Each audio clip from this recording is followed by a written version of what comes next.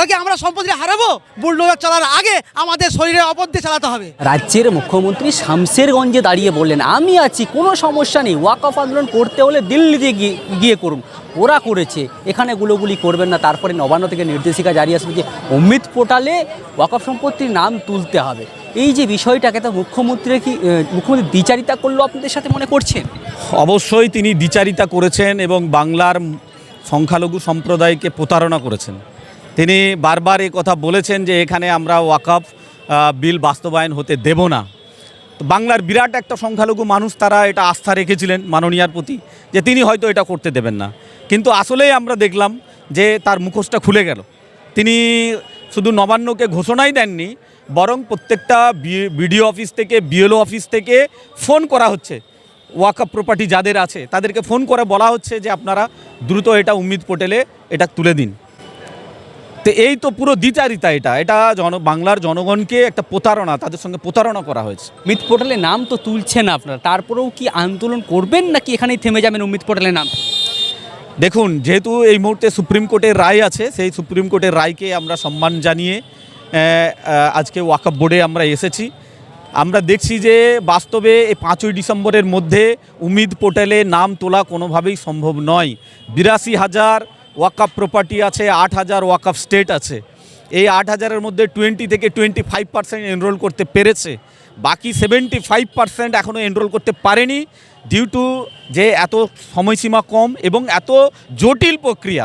আমি নিজে এটা দেখেছি, আমি কয়েকজনের করতে গিয়ে দেখলাম যে এত জটিল যে সাধারণ মানুষের পক্ষে এগুলো এনরোল করা সম্ভব নয়। আর এই ডকুমেন্টসগুলো সবাইয়ের কাছে নাই, সবাইয়ের কাছে অডিট রিপোর্ট নাই। তো যতক্ষণ না তারা অডিট রিপোর্ট পাচ্ছে ততক্ষণ তারা সেখানে সাবমিট করতে পারছে না। তো এত জটিল প্রক্রিয়া যতক্ষণ না সরলীকরণ হবে এবং মিনিমাম 1 বছর সময় দিতে হবে, তবেই। 6 মাস সময় দিয়েছিল, আপনারা এই শেষের মুহূর্তে কেন রেজিস্ট্রেশন করতে যাচ্ছেন? দেখুন, 6 মাস সময় দেওয়া হয়েছিল, গোটা ভারতবর্ষ জুড়ে সবাই আমরা এটা উপলব্ধি করেছিলাম যে ওয়াকফ প্রপার্টি যেটা রেজিস্টার্ড আছে সেই সংখ্যাটা তুলনামূলকভাবে কম। তার থেকে লক্ষ লক্ষ ওয়াকফ প্রপার্টি আছে যেগুলো রেজিস্টার্ড নাই। ফলে যারা রেজিস্টার্ড আছে তারা যদি অমৃত পোর্টালে নাম এনরোল করে দেয় তাহলে বাকিগুলো আর কিছু করতে পারবে না। ফলে এক বিরাট সংখ্যক ওয়াকফ প্রপার্টি হাতছাড়া হয়ে যাবে। সেজন্য সরকারকে বারবার প্রেসার দেওয়ার চেষ্টা করা হয়েছে এবং শেষমেশ আমরা সুপ্রিম কোর্ট পর্যন্ত গিয়েছি। আমরা সুপ্রিম কোর্টের প্রতি আস্থা রেখেছিলাম যে সুপ্রিম কোর্ট হয়তো এটাকে স্টে দেবে, কিন্তু দেখলাম যে সুপ্রিম কোর্ট নিজেই ঘোষণা দিয়ে দিল যে 5ই ডিসেম্বরের মধ্যে সবাইকে এতে এনরোল করাতে হবে। যার জন্য আমরা বাধ্য হয়ে সব যত ওয়াকিফ যারা আছেন তাদেরকে আমরা বারবার বলার চেষ্টা করেছি এবং বাংলার সরকারের কাছে আমরা আস্থা রেখেছিলাম যে বাংলার সরকার এ বিষয়ে উদ্যোগী হবেন, তিনি হয়তো বিধানসভায় বিল নিয়ে আসবেন, তিনি প্রতিবাদ করবেন, কিন্তু সেরকম কিছুই হলো না। তিনি ভিতর থেকে এই আইনকে বলবৎ করার জন্য প্রচেষ্টা চালিয়ে দিলেন।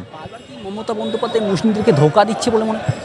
হ্যাঁ, এটা বাংলার মানুষ ভীষণভাবে লক্ষ্য করছেন যে বাংলার সংখ্যালঘুদেরকে শুধুমাত্র ভোট ব্যাংক হিসাবেই এতদিন ব্যবহার করা হয়েছে, এখনও করা হচ্ছে, শুধুমাত্র ভোট ব্যাংক হিসাবে ব্যবহার করা হচ্ছে এবং তাদের যে অধিকার, তাদের যে পাওনা, সেগুলোকে ঠিকঠাকভাবে বুঝিয়ে দেওয়া হচ্ছে না। তার জ্বলন্ত উদাহরণ হচ্ছে ওয়াকফ। তো এই জন্যই আমরা এটা খুব গভীরভাবে এটা দেখছি এবং উদ্বেগ প্রকাশ করছি যে বাংলার মুখ্যমন্ত্রী, বাংলার সরকার সংখ্যালঘুদেরকে একের পর এক প্রতারণা করে যাচ্ছেন সংখ্যালঘুদের প্রতি। কি মনে হচ্ছে, রাজ্যের মুখ্যমন্ত্রী বলেছিলেন শামশেরগঞ্জে দাঁড়িয়ে যে ওয়াকফ নিয়ে আন্দোলন করতে হলে দিল্লি থেকে আন্দোলন করুন, আমি তো রয়েছি, কোনো সমস্যা হবে না, সেটার উপর কি বিশ্বাস হারিয়ে ফেললেন? রাজ্য তো মেনে নিল ওয়াকফ হয়। দেখুন, রাজ্য কীভাবে বলেছে রাজ্য জানে, কিন্তু আমার মনে হয় বিশ্বাস হারালো। কারণ রাজ্য যদি আগে বলতো তাহলে মুসলমান সমাজ রোডেতে আন্দোলন করছিল, তাহলে আন্দোলন গতিকে আরও বাড়িয়ে যেভাবে কৃষক বিলকে প্রত্যাহার করেছিল কৃষকরা, এই মুসলিম সমাজ কিন্তু ওয়াকফ বিলকে, আইনকে প্রত্যাহার করাতো।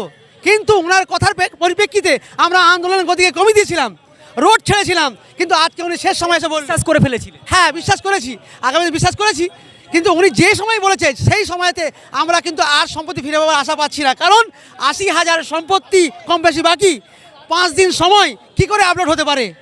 তার সময়কে বাড়ানো হোক।